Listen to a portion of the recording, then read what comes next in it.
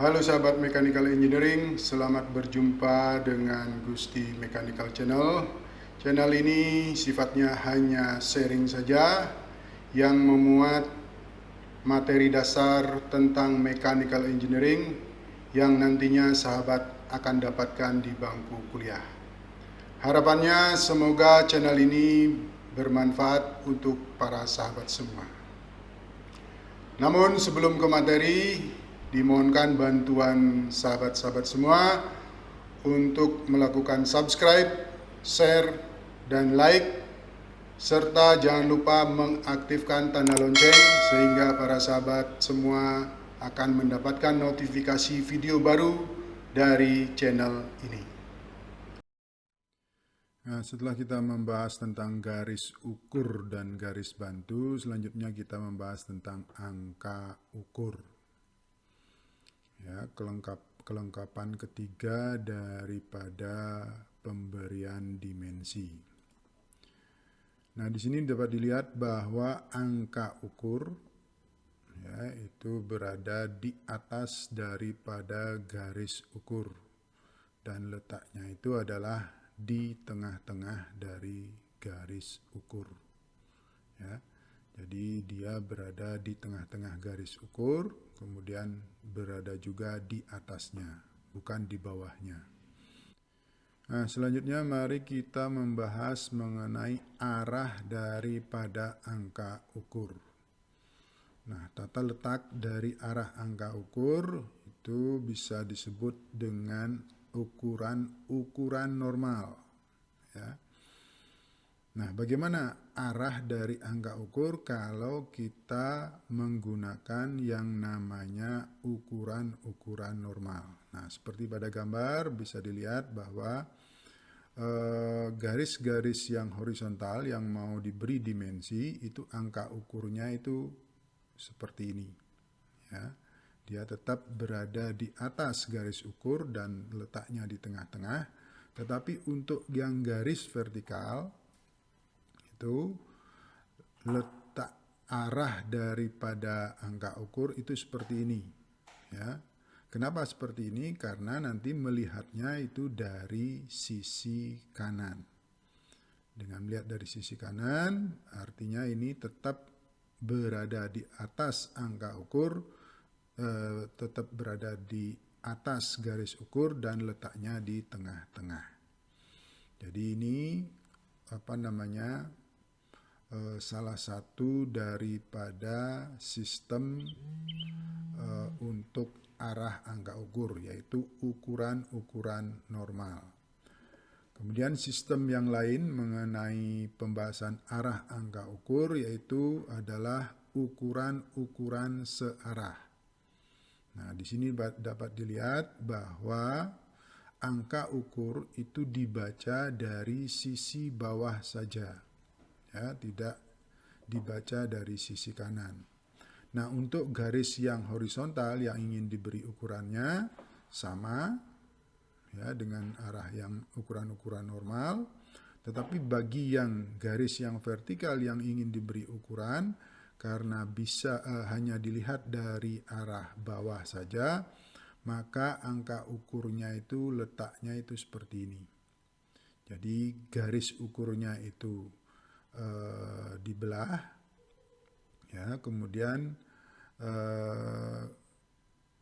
gapnya ini ya cukup untuk menulis angka ukur.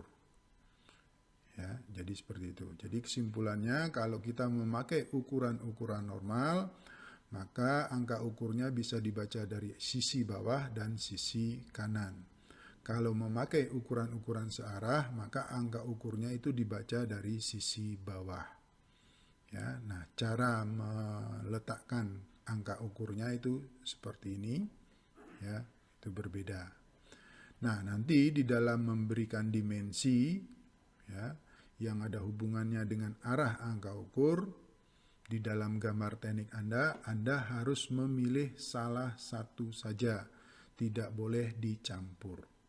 Jadi kalau Anda ingin memutuskan ukuran normal, maka semua angka ukurannya itu memakai ukuran normal. Tapi kalau di gambar teknik Anda ingin memutuskan ukuran-ukuran searah, maka semua angka ukur itu arahnya memakai ukuran-ukuran searah. Tidak boleh di dalam satu gambar itu dicampur. Ya, jadi seperti itu. Nah, untuk lebih lengkapnya ini diberi gambar mengenai cara menempatkan angka ukur seperti ini, ya. Jadi bidang horizontal, bidang yang miring, bidang yang vertikal itu seperti ini. Ya, ini informasi tambahan mengenai arah daripada angka ukur. Kemudian yang lain yaitu mengenai cara memberi angka ukur untuk sudut. Ya, angka ukur untuk sudut. Jadi caranya menempatkan angka ukur untuk sudut itu bisa dilihat pada gambar berikut. Ya, ini. Nah, dari penjelasan mengenai angka ukur, kemudian kita akan menemui ya, situasi-situasi tertentu di dalam kaitannya dengan angka ukur. Ya, jadi ada situasi-situasi tertentu yang berkaitan dengan aturan pemberian angka ukur. Situasi pertama yaitu bila angka ukurnya itu letaknya di dalam garis arsir, ya, maka garis arsir itu yang mengalah. Ya. Nah, kenapa harus mengalah? Karena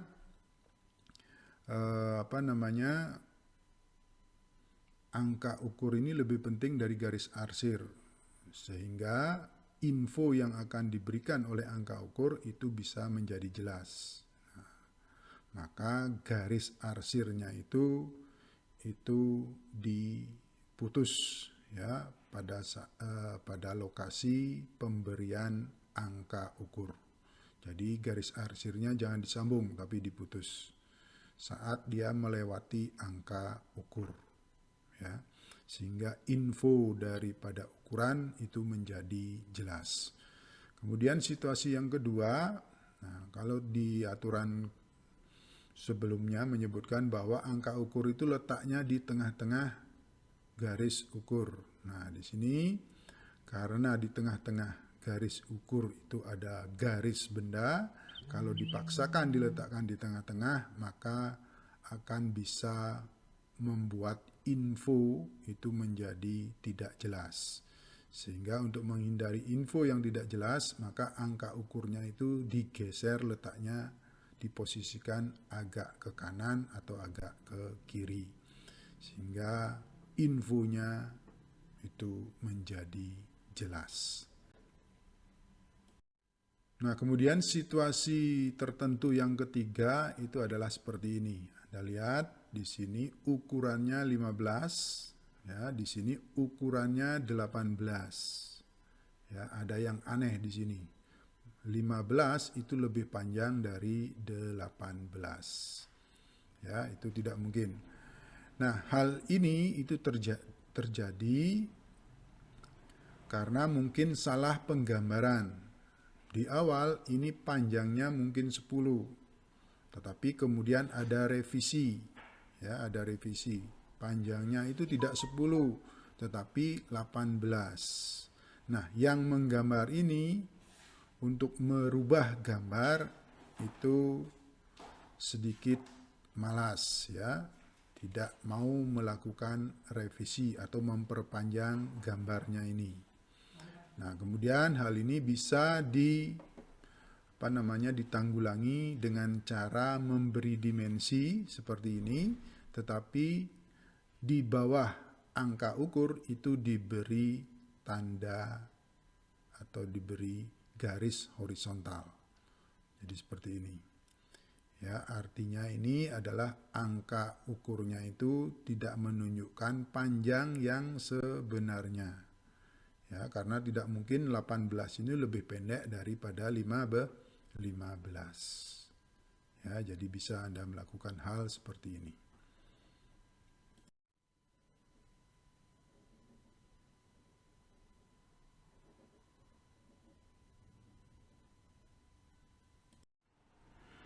Pembahasan selanjutnya yaitu mengenai huruf dan lambang yang mengikuti angka ukur. Ya, huruf-huruf apa saja atau lambang apa saja yang sering mengikuti angka ukur. Untuk itu mari kita lihat gambar berikut ini. Nah, di sini ada lambang. Ya, ini adalah lambang diameter. Ini artinya bahwa bentuk geometri ini itu bentuknya adalah lingkaran, ya, dengan besar diameternya adalah 20. Ya, ini juga sama. Ini artinya bentuk geometri ini adalah berdiameter 30 dan ini 50. Nah, benda nyatanya itu akan terlihat seperti ini. Jadi ini adalah diameter 20, ini adalah diameter 30, dan ini adalah diameter 50. Nah, pada gambar berikut ini kita lihat bahwa ada huruf yang mengikuti angka ukur. Nah, di sini adalah huruf R. R itu adalah simbol dari radius atau jari-jari. Ya, singkatan dari radius atau jari-jari. Berarti ini itu busur ini memiliki jari-jari 50 yang pusatnya itu di sini. Ya. Nah, kemudian begitu juga dengan busur ini. Ya, mempunyai jari-jari 300. Ya. Nah, di sini ada tanda atau garisnya itu seperti kilat seperti ini. Itu berarti pusat jari-jarinya itu berada di luar gambar. Ya. Nah, untuk memperlihatkannya maka diperlihatkanlah garis ukur atau garis penunjuknya itu seperti ini. Ya, garis penunjuknya seperti ini. Jadi untuk memperlihatkan bahwa dia mempunyai pusat itu di sini, ya, berpotongan dengan garis vertikal dari benda ini di sini. Nah, begitu juga dengan yang lainnya. Ya, ini R-nya adalah 250, di sini adalah R-nya 0,5. Jadi R itu menunjukkan jari-jari. Nah, lambang yang lain ini adalah lambang persegi. Ya, kalau nanti sebelum angka ukur ada lambang seperti ini, berarti bentuk geometri dari gambar ini, ya, bentuk geometrinya adalah persegi yang ukuran sisi-sisinya itu adalah 40. Ya, sisi di sini 40, 40, 40, 40 karena bendanya adalah persegi atau bentuk geometri bendanya adalah persegi. Nah, pada gambar ini ada kombinasi antara huruf dengan lambang dan angka ukur. Ini S ini berarti bentuk geometri benda yang diberi ukuran ini adalah bola atau dalam bahasa Inggrisnya adalah sphere. Jadi S itu adalah huruf awal dari kata sphere yang artinya adalah bola. Ya. Bola. Nah, bola ini mempunyai diameter 60. Ya, 60 ukurannya. Jadi diameternya adalah 60, tetapi bentuk geometrinya adalah berbentuk bola. Kemudian huruf yang juga sering mengikuti itu adalah huruf C atau dalam adalah singkatan dari chamfer. Ya, chamfer. Nah, di sini ada C2. 2 itu artinya bahwa chamfer ini dibentuk dengan sisi sebelah sini itu 2 mm, ke sininya juga 2 mm. Dan sudutnya adalah 45 derajat. Ya, nah kemudian kalau ditulis dengan cara lain itu adalah seperti ini. Ya, berarti C2 itu artinya adalah seperti ini. Bahwa sisi-sisi yang tegak lurus itu ukurannya adalah 2, ya, 2 unit, ya, mau milimeter, mau senti, tergantung nanti ukuran yang tertera pada etiket. Ya, ini yang sisi yang tegak itu adalah 2 mm dan sudutnya ini itu 45 derajat. Itu dilambangkan dengan C2, chamfer. Nah, huruf yang juga sering muncul itu adalah huruf T kecil, ya. T kecil itu adalah thickness, tebal, gitu ya. Hurufkan disingkat menjadi T. Benda ini mempunyai ketebalan 5 unit atau 5 satuan, ya, 5 satuan. Nah, bendanya itu akan terlihat seperti ini, ya. Jadi benda ini mempunyai ketebalan 5 satuan. Ya, jadi kalau Anda menemukan tanda seperti ini, ya, walaupun tidak dibuat gambar sampingnya, ya, karena sudah tertera di sini bahwa ketebalannya 5 satuan atau 5 unit, ya. Jadi gambar sampingnya kalau dia itu benda sederhana seperti ini, jadi tidak perlu digambar. Ya, tidak perlu digambar, cukup dengan keterangan ini. Orang sudah tahu bahwa panjangnya nanti diberi dimensi, lebarnya nanti diberi dimensi, kemudian tebalnya itu berapa. Ya, jadi tidak perlu lagi menggambar gambar pandangan samping kalau bendanya adalah bendanya sederhana seperti ini. Demikian pembahasan materi untuk kali ini. Jika para sahabat ada komentar, pertanyaan, saran atau ide, silakan ditulis di kolom komentar di bawah. Diucapkan terima kasih banyak untuk sahabat semua. Sampai bertemu kembali pada video selanjutnya.